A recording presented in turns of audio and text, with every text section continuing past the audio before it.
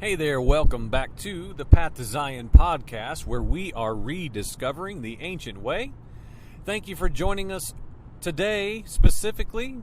You can always find us online at pathtozion.com and on YouTube to our channel there. You can subscribe and get notified of all the new videos that continue to come out. Thank you so much for joining us today in this audio-only edition. Spring is in the air where we live here in the southeastern United States. It is beautiful and sunny. And guess what comes with that type of weather? Busyness. Busy, busy, busy. It's time to get outside. It's time to get things done that you couldn't get done in the sloppy, wet winter weather. And I'm telling you, we have got to be mature men who are watchmen on the walls of our lives, of our homes, to be careful, to be cautious, to make sure we are giving ourselves to be spiritual men first and foremost in every single facet of our life, the best that we can. Why? Well, if we're not careful, any one of us can find out that it's been a couple days, it's been a week. Next thing you know, it's been a month. I've not been studying. I've not been praying. I've not been functioning primarily first and foremost as a spiritual man. So wherever you are today in your life, no matter where you are in the world and what season it is, and whether you're busy or you have more time than you know what to do with, let us be spiritual men first. Men who are thriving, which will not be just by happenstance. Everybody early out of the gate is excited. I've had so many conversations over the years when generally older people, older believers, say things like, I remember when I used to be that way. I remember when I was doing that. Oh, I remember that. Oh, friend, don't let that be you. May that not be us as we mature, as we age. May we become more passionate. May we fulfill the scriptural mandate, if you will, or at least very strong suggestion. Don't leave your first love. Don't forsake and walk away your first love. Now, what is that? That's the experiential, bubbly, effervescent life, abundant life that comes at the revelation that Yahweh God has extended himself to you through Yeshua the Son and longed to fill you with his Holy Spirit. Why? Because we've been sought out, purchased, redeemed. So what we just talked about in Measure in the last video series about not just being repaired and healed and delivered, but also moving into a place of many areas of our life that used to be used against us to become redeemed, restored to fullness, into their purpose, into their Yahweh God-given creator purpose. And that's a beautiful thing. For us to find that in any aspect of our life, it's wonderful to be redeemed, to be moving along this journey of our sanctification process, to become more and more and more like the Son. Well, today I just want to talk briefly. I'm out driving. I'm on the interstate now, and I'm cruising along here on this beautiful morning going out to work. And this morning in our home, our whiteboard verse was Isaiah chapter 25, verse 1. And this will be very brief, but I just want to talk about this verse for a few moments. I read across it in some other studies several days ago. And I just made a little note on our whiteboard that I wanted to do it next. And so I did that this morning. And the verse says this. Depending on what version you read, this one varies a lot in different versions. And again, I will continually say this. The versions that we read matter. The Bible translations that are in our hands matter. We cannot just grab the 2021 super excited hipster Jesus movement Bible version 4.8. I mean, we can't just well, that sounds good, or that sounds fun, or that's on sale at the Christian online bookstore. I mean, we've got to do a little bit of digging out about what we're reading. I've really been giving myself to that as of late, about scrutinizing the versions that I have and really studying myself to be approved in maybe a greater measure, because I'm really larger measure than I have before, given myself to how the version in my hand arrived at the translation that it's presenting to me. Because let's just be honest, there's so many options, if you will, for us, that we have got to be careful. We've got to be careful what we read and what we're ingesting. We cannot just say, well, it says Holy Bible on the front, so it must be good. That's not the case, friends. Please be careful and cautious. Now, this version specifically that I'm going to read this morning is the CJB, and that's one of the versions I use, and I like it just because of a lot of the Hebrew wording that is within the text. But in this verse specifically, again, Isaiah chapter 25, verse 1, it says this: Adonai, you are my Elohim. I exalt you. I praise your name, for you have accomplished marvels, fulfilled ancient plans, faithfully and truly. So let's just talk about this verse and the simple principles therein for just a few moments to just maybe help us to be good and grounded today. It starts out very simple but very clear. Adonai, you are my Elohim. Now, and I have to be clear, and there's a lot of people that I have conversations with that say, I don't know what you're talking about when you say these quote Jewish words. If you don't know, Elohim is simply God.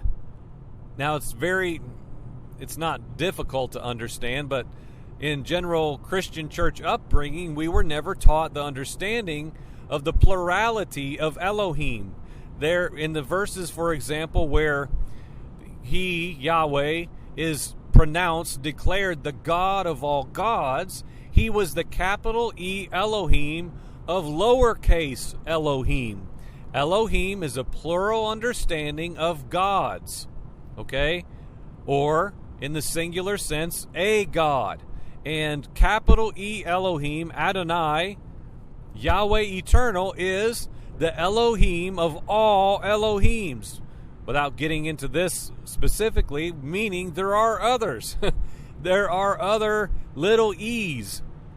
Okay? And so Isaiah here in this text specifically starts out chapter 25, and in the way that it's made it down to us, divided into chapters. You are my Elohim. You're it. You are my God. You are, to me personally, the God of all gods. There is no other. There's none above you, beside you, or anywhere near you. You rule and reign preeminent in my life, period. So I like that straight out of the verse at the very beginning to make it clear, you are alone, my Elohim. I exalt you and I praise your name. Now, I have compiled some studies over the last year and a half, two now, just talking about the importance of the name. I think we might land there in measure soon here on the podcast, just because you hear things all the time about the name within the scriptures, the power within the name of the Elohim of Elohims, and the power in the name of Yeshua.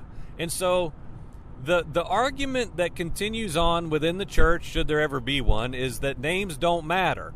If you say Jesus, if you say Yeshua, if you say a generic, very general moniker of God, G-O-D, or if you say Yahweh, these things just don't matter. God knows what we mean. That's a deep topic that we're sure not going to dive into today. But we have to give ourselves to asking the question, why are there so many scriptural accounts that are discussing, literally by quotations now, your name, the name, his name, his banner, It's his title. There's power and authority within it. Now, there's not power and authority within the two words, your name, or two words, his name, but there is power within his name, y'all. Yahweh Elohim, the preeminent God of all gods. And so Isaiah is making this clear. Number one, Yahweh Adonai, you are my Elohim, and I exalt you, I extol, praise your name, that name above every other name. For you have accomplished marvels, wondrous deeds throughout Psalms and different places of the Scriptures as well. I recall, I recount, I remember your deeds. I declare your name and your goodness and your kindness in the midst of the assembly.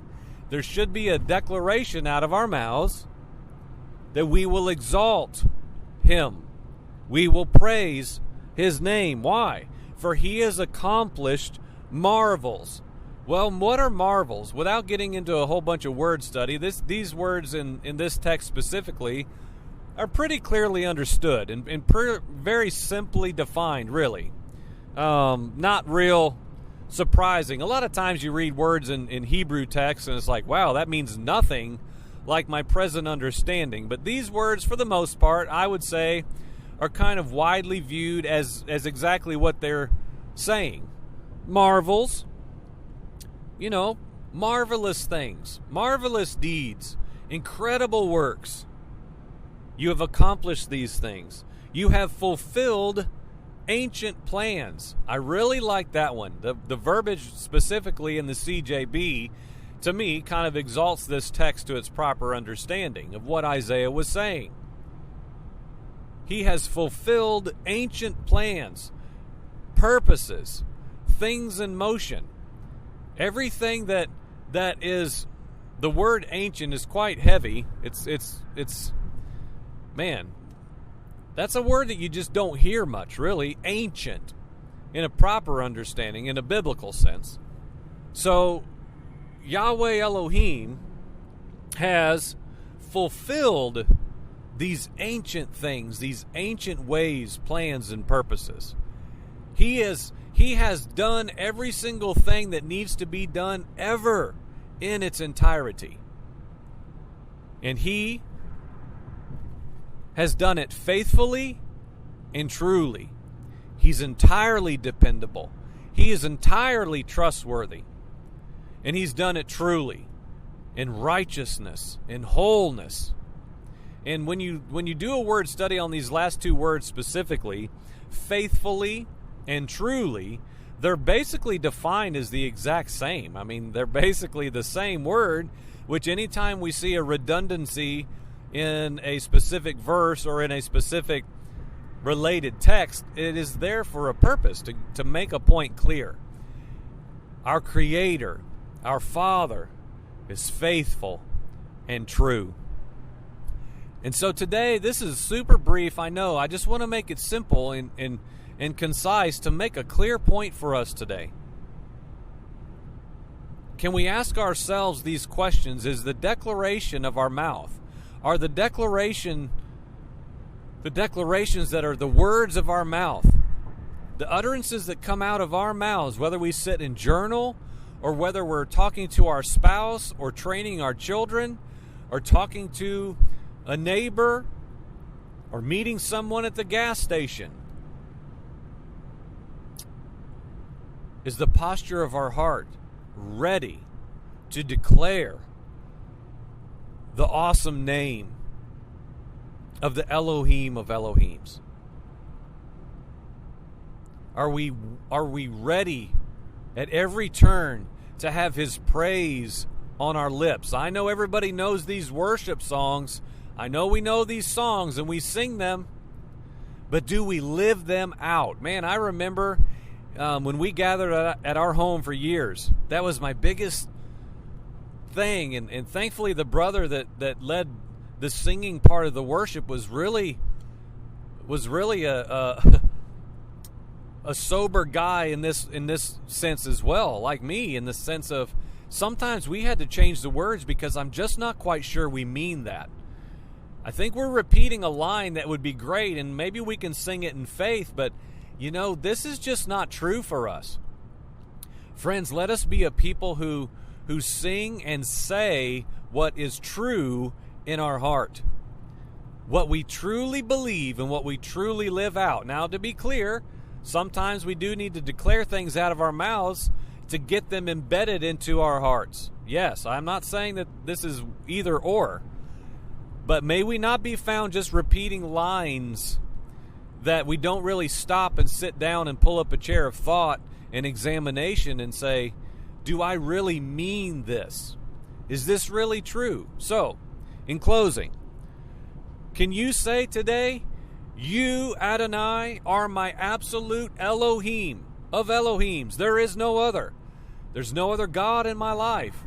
We're probably not bowing down to Asherah poles today or making sacrificial offerings on an altar on our back porch, but there is idolatry in our lives that is always desiring a place, always desiring to have any seat upon our hearts to demand our worship, which is just adoration and attention and focus and affections.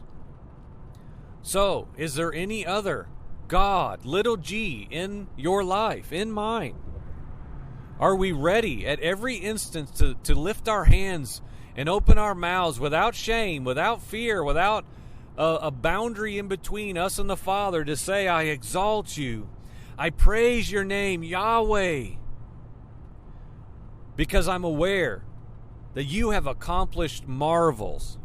You have fulfilled ancient paths. Oh, great King, you are awesome. You are awesome in me. Thank you for all that you've done. You are faithful and you are true. So this is just a few minutes of examining Isaiah chapter 25, verse 1. Friend, thank you for listening today. This is the Path to Zion podcast. We ourselves are trying our best to rediscover the ancient way because the Father has been good. He has been kind. He has lavished His love on us, and we want to take the rest of our days doing all that we can to be found pleasing in His sight. Holy as He is holy. We believe it's possible. We believe He's told us how. He would not tell us to do something and to be something and then not give us every possible way to accomplish what He has told us to be. That is a beautiful promise. So thank you for listening today. Find us online at pathtozion.com 24/7. Also online, all of the videos that we have. YouTube, search Path to Zion Podcast. And find us online via email. Reach out to us. Let us know how we can pray for you. Let us know where you are and where you're listening or watching. Path to Zion Podcast at gmail.com. Amen.